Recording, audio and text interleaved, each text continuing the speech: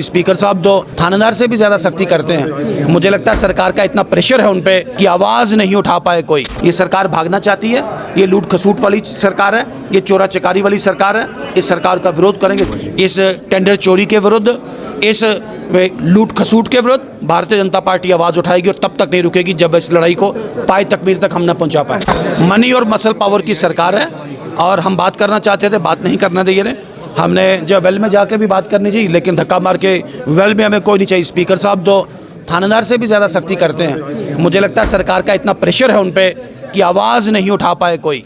किसी को ऊपर केस लगाएंगे, किसी को परेशान करेंगे, किसी का कोई व्यापार है हमारे किसी एमएलए विधायक का तो उसको वहाँ पे ट्रबल क्रिएट करेंगे।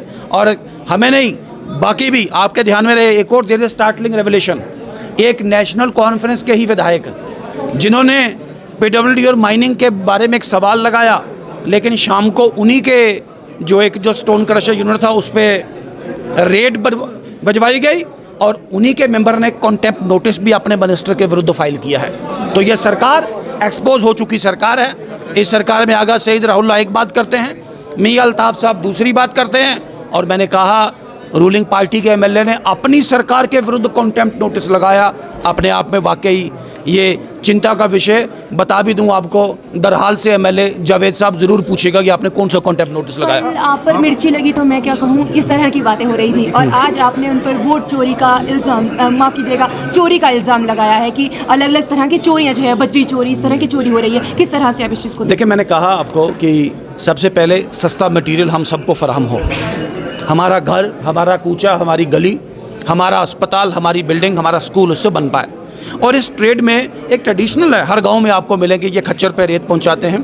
फिर बेरोज़गार लड़के मिलेंगे जो ट्रॉलियों पर रेत लेके जाते हैं, कोई टिप्पर या डंपर पे रेत लेके जाता है, फिर छोटे छोटे स्टोन क्रशर भी हैं। लेकिन इन्होंने सबको इलीगल करके, सबको एक पैरालाइज करके एक नया माइनिंग सिंडिकेट ने सारा ये काम टेक ओवर कर लिया। और ये एक्सेसिव माइनिंग ही है जिस वजह से जम्मू खिता में विशेषकर ज़्यादा एक्सेसिव फ्लड्स आए हैं। मेरे क्षेत्र, मेरे विधानसभा उधमपुर में एक्सेसिव माइनिंग की वजह से वो जो दरिया था, दरिया ने अपना कोर्स बदल लिया और कोर्स बदल के हैबिटेशंस में जाके बीएसएफ के सेंटर्स को भी डैमेज किया, सड़कों को भी डैमेज किया और लोगों के घरों, स्कूलों और अस्पतालों को डैमेज किया है।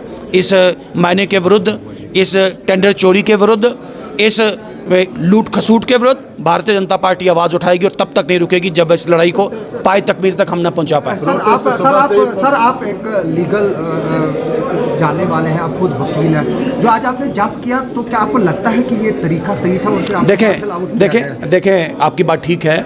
विधानसभा में हर एक एमएलए को एक जो अपना पॉइंट जो एड्रेस करना है वो अपने बेंच से करना है। आप वेल की बात मत छोड़ें, आपको अपना सीट भी नहीं छोड़ना है। लेकिन जब आपको बात करने का मौका ही नहीं किया जा रहा और मुझसे आप join A debate for me, किसी भी क्वेश्चन आवर का कोई भी सवाल, क्या जम्मू कश्मीर के बाढ़ रहित जो बाढ़ से प्रभावित लोग हैं उनके ऊपर चर्चा करने से इम्पोर्टेंट है?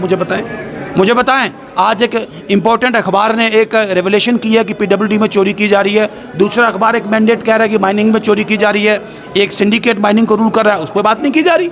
तो इसके विरोध में हमने एज ए पूरा पॉलिटिकल पार्टी लेजिस्लेटिव ग्रुप ने इस हाउस को क्वेश्चन आवर को अवरुद्ध किया। आपको दूसरे सवाल पे भी आ जाओ, ज्वेल नहीं किया, इसको क्वेश्चन आवर को अवरुद्ध किया और अपनी बात कही है। हम आपके भी धन्यवादी हैं कि आपने हमारी आवाज़ विधानसभा में चाहे वो उठाने की कि नहीं उठाने की, आपने बड़ी शिद्दत के साथ, बड़ी ताकत के साथ हमारी आवाज़ आपने जम्मू कश्मीर की आवाम तक पहुंचाई है। मैंने कहा ये संघर्ष जारी रहेगा और शिद्दत के साथ इस सरकार को एक्सपोज करेंगे, तब तक नहीं रुकेंगे जब तक इस सरकार से जम्मू कश्मीर की जनता का निवारण नहीं हो जाता। सर, ऐसे स्पीकर ने तो कहा था कि आप बाद में बात कर सकते हैं। झूठ बोला गया, बड़े तो बड़े एहतराम से।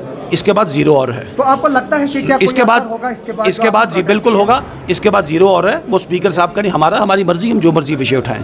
हम एक विषय पे एक्सक्लूसिवली एक विषय पे हाफ एन आवर डिबेट का भी ऑफर किया था कि आप एडजस्टमेंट मोशन छोड़ें, हम क्वेश्चन और चलने देंगे, कोई बात नहीं, आप इसके बाद हाफ एन आवर 30 मिनट की डिबेट एक रख लें। लेकिन स्पीकर महोदय तैयार नहीं थे। हमें 4 दिन 5 दिन रोका गया। कि कल हमारे ही मेंबर हैं, चूंकि उनका रेजोल्यूशन था, आप उस पर बात करें, लेकिन रेजोल्यूशन का नंबर नहीं है। हमने कहा उसको रेजोल्यूशन को ही आज रख दो, वो भी तैयार नहीं। हाफ एन आवर डिबेट रखो, वो भी तैयार नहीं। एक सेपरेट एक इस पर चर्चा हो, उसके लिए तैयार नहीं। मैंने कहा ये सरकार भागना चाहती है, ये लूट खसूट वाली सरकार है, ये चोरा चकारी वाली सरकार है। इस सरकार का विरोध करेंगे, इसे एक्सपोज। कर दिए जाते हैं, क्या ये षड्यंत्र? माइक अलाउ ही नहीं किया गया, mic we were not allowed mic. LOP का माइक थोड़ी देर चल, प्रोटेस्ट कल भी जारी रहेगा क्योंकि कल बिल्कुल last day है। बिल्कुल रहेगा जारी। मैंने कहा हाल और उस प्रोटेस्ट की शक्ल, उसका रंग, उसका रूप क्या होगा, वो आपको लेटर बताएंगे। आप असेंबली में वापस? बिल्कुल जाएंगे। पब्लिक के साथ जुड़े हुए कुछ विषय हैं, कुछ मुद्दे हैं, लोगों ने बात करने के लिए भेजा है। विधानसभा को अवरुद्ध करके भी जनता की बात की है।